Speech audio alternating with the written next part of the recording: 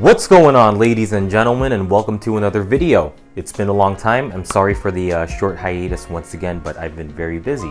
Anyways, this video is going to be covering the TOEFL speaking section, the entire speaking section, because there are only 4 questions now, so it's not a big deal. Anyways, this is the independent speaking question that we'll be looking at today, so take a gander, take a quick look, and start thinking about the beginning sentence ASAP, okay? Alright, now the beginning sentence for this type of question is going to be, in my eyes, the statement that it is important to remember and learn from the past rings true to me or doesn't ring true to me. I'm going to say rings true to me because I agree with this statement, okay? Alright, now for the first reason, I'm going to say learning from historical events can be very beneficial. And for the second reason, I'm going to say forgetting about the past can end up being very detrimental. Alright?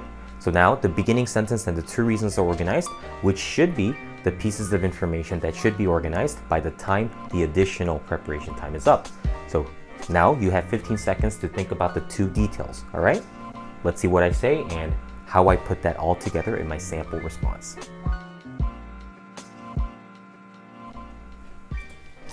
In my eyes, the statement that it is important to remember and learn from the past rings true to me. To begin with, the first thing that came to my mind as I read this question is that learning from historical events is very, very beneficial. This is mainly due to the fact that doing so enables people to gain much insight and even solve some contemporary issues, as history always repeats itself. In addition, forgetting about the past can end up being very detrimental. This notion makes perfect sense to me since we must always remember where we came from in order to know where we are headed or should be going. As a result, I definitely believe that it is important to remember and learn from the past for these 2 reasons. Okay, now after my second detail ended, I took a look at the clock and noticed that I still had about 8 seconds left. More than enough time for the ending statement. I went with it, knew what I was supposed to say, by the way, very important. So guys, the beginning sentence and ending sentence, they both have to be perfect because your first impression kind of sets the standard, and your last impression is the most memorable. All right, now let's move on to the easier questions, integrated speaking.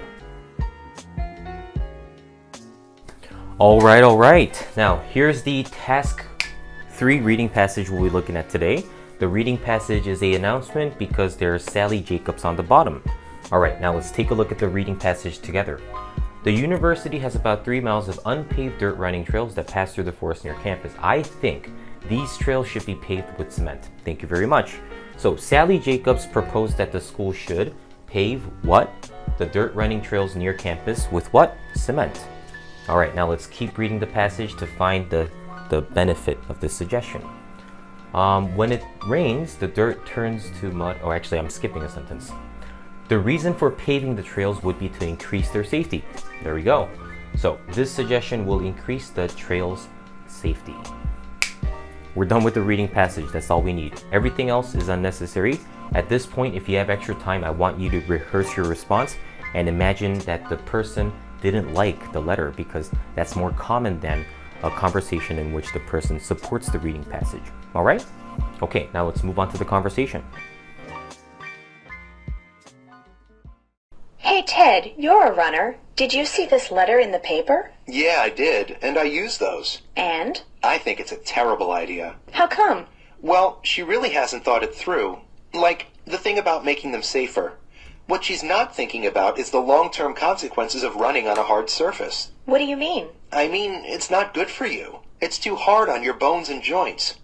If you run repeatedly on a hard surface, it can lead to injuries, or that's what I've been taught anyway. It's better to run on a soft surface. It does less damage to your body. Oh, I wasn't aware of that. Yeah, so actually it wouldn't be safer. And her second point. About changing the way they look? Yeah, I don't think people will like it. So they'd use them less? Yeah, I mean, one of the main reasons people enjoy them now is it's a way of taking a break from the rest of campus, from buildings and streets and stuff. It's, a chance to feel like you're out in nature. Oh, so you wouldn't get that effect anymore. Right. It'd be just like you were on a regular street or sidewalk. It wouldn't be as relaxing.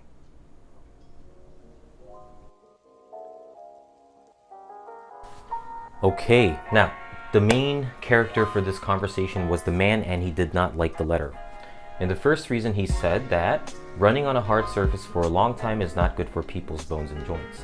As a result, he thinks it's much better to run on a soft surface, which means that paving the trails will not make them safer. Second reason, most people will not like cement running trails because it wouldn't feel like they're out in nature anymore if the trails are paved. Needless to say, it won't be as relaxing as it was in the past to be out on the running trails. Alright, now let's see how I put that all together in my sample response.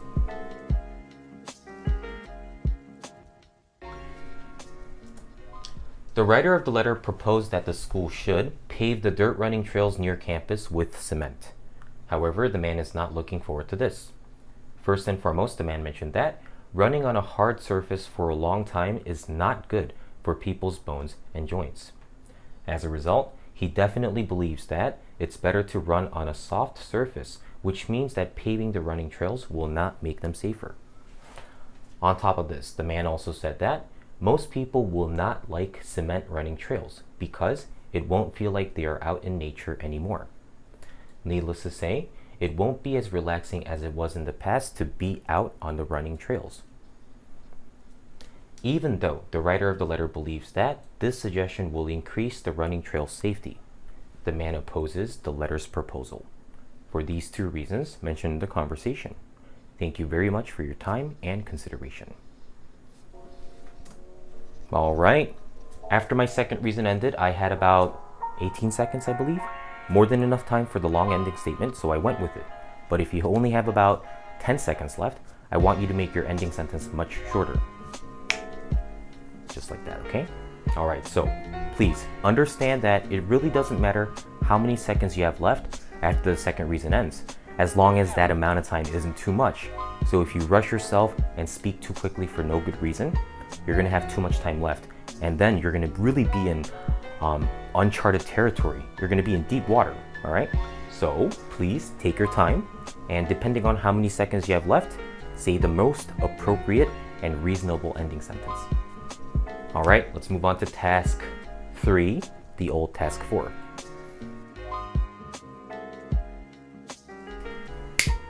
All right, that's the reading passage we'll be covering today for task 3, the old task 4. The topic is experimenter effect.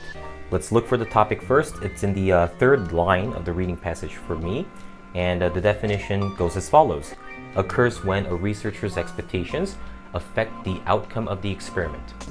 Right here. We're done with the reading passage. Let's move on to the lecture. For example, I recently read about a case in which a researcher was given 2 groups of monkeys, and he was asked to train these monkeys to pick up a ball and put it in a box. And he was told to record how many hours it took to train each monkey to learn to do this. Now, before he started the training, the researcher was told that one group of monkeys was highly intelligent and that the other group was less intelligent. In truth, there was no difference between them. All the monkeys were actually very similar in terms of intelligence, but the researcher didn't know that. He thought one group was smarter, so he expected that that group would be easier to train. So, what happened? Well, the researcher trained the monkeys to perform the action, and it turned out that, on average, it took him 2 hours less time to train the supposedly smart monkeys than the supposedly less intelligent monkeys. Why? Well, it turns out that with the supposedly smart monkeys, the researcher smiled at them a lot, gave them a lot of encouragement, talked to them a lot, worked hard to communicate with them. But with the monkeys he thought were less intelligent, he wasn't as enthusiastic. He didn't try quite as hard. He wasn't quite as optimistic.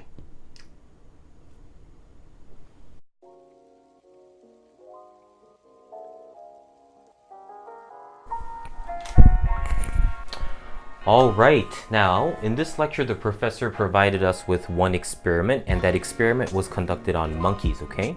So that's the beginning sentence.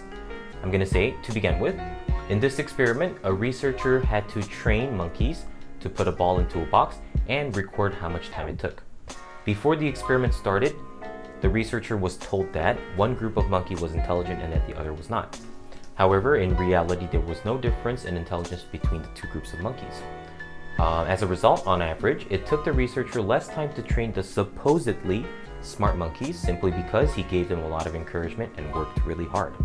On the other hand, with the other group of monkeys, the researcher was not so optimistic. So OPTIM, that means optimistic. All right, let's see how I put it together in my sample response. The trick is to speak steadily so that 1 minute, 60 seconds is just the right amount of time that you need, okay?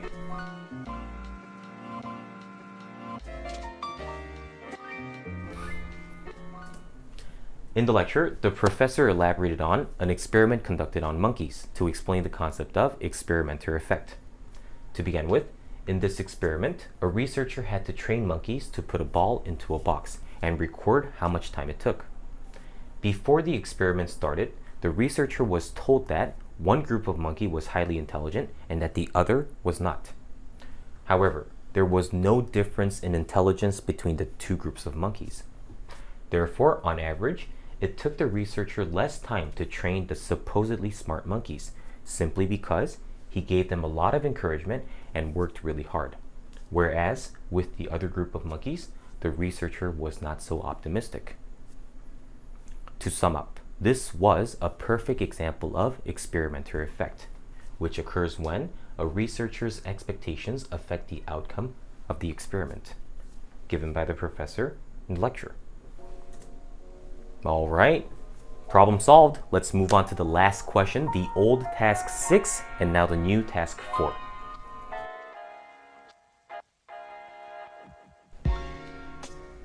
Birds have some of the best vision capabilities in the animal kingdom.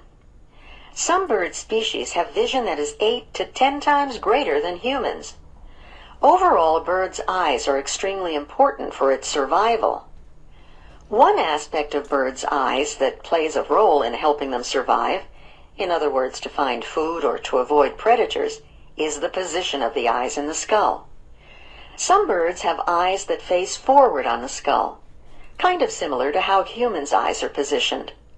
Forward-facing eyes allow a bird to clearly see and judge distances because it can focus on objects with both of its eyes and correctly perceive height, width, and depth. One type of bird with eyes positioned in the front of the skull is the hawk. Hawks eat animals like mice. Hawks have such good eyesight that they can spot a tiny mouse in a field from high up in the air. They spot the mouse and swoop down to catch it. Without such good eyesight, they would not be able to spot or catch their food. Other birds have eyes that are located on each side of the skull. This positioning of the eyes can help a bird to avoid predators. Instead of just seeing what's directly in front, they can see things that are on either side, permitting them to watch for danger in all directions. Imagine a duck wading near the edge of a lake. It needs to spend time eating grasses and insects, but it also is on constant lookout for danger from its predator, like the fox. An eye on each side of the duck's head allows it to see a fox approaching from either side. If it spots a fox, it can then fly away to safety. The placement of the eyes are critical in helping the duck avoid predators.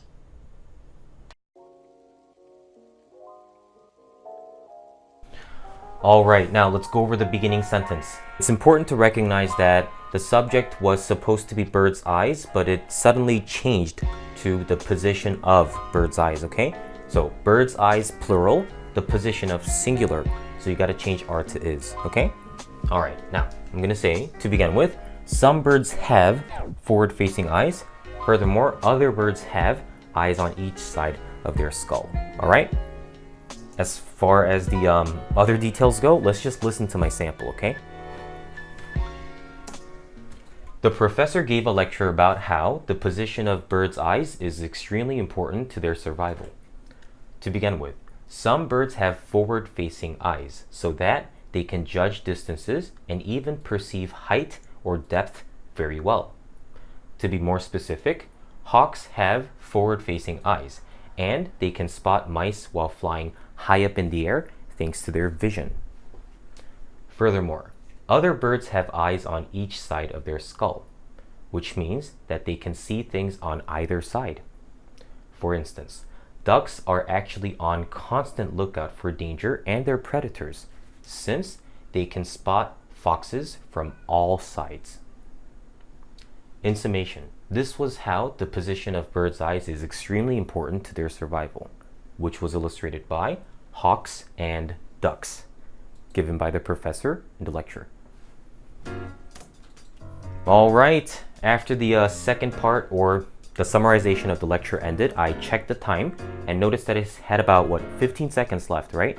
But that was only possible because I was taking my sweet time when I was giving you my sample response, since I know that the listener is the most important. No matter how well I think I did, if I kept rushing myself and therefore stumbled over my words or made a lot of silly mistakes in grammar or even vocabulary, those are all going to be point deductions rather than bonus points, correct? So guys, please be mentally tough enough to maintain, to keep your composure no matter how much pressure you might be feeling, okay? Because that's the secret answer, to be honest.